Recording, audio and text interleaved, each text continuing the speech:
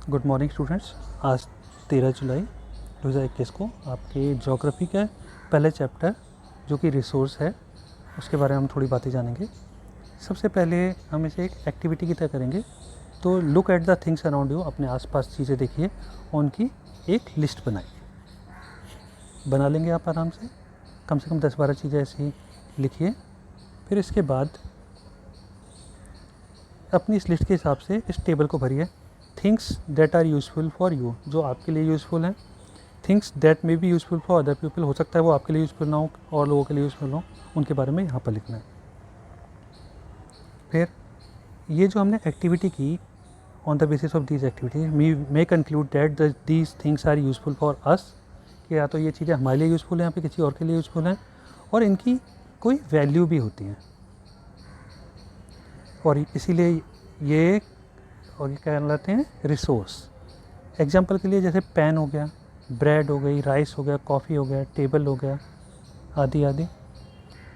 और ये इम्पोर्टेंट है नोट करने के लिए that value does not imply only the price of the things but the importance the things for us. जरूरी नहीं है कि प्राइज उसका हो, वो कितना हमारे लिए इम्पोर्टेंट है।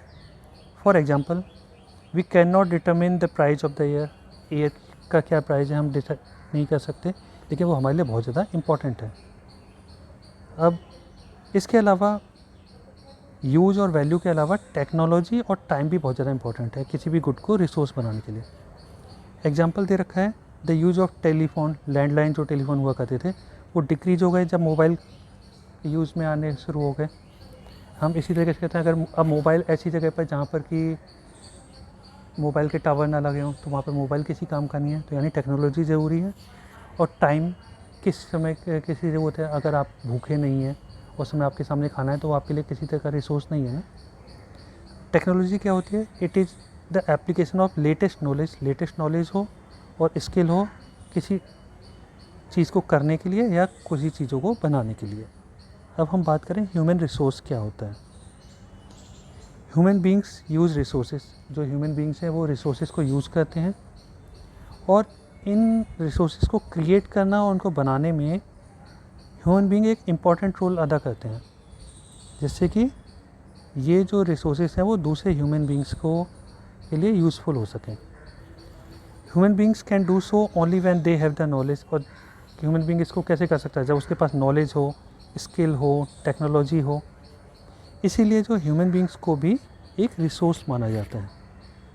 अब ह्यूमन बींग एक रिसोर्स है तो एक रिसोर्स की भी क्वालिटी होती है कि अच्छी क्वालिटी के हैं, कम अच्छी क्वालिटी के हैं।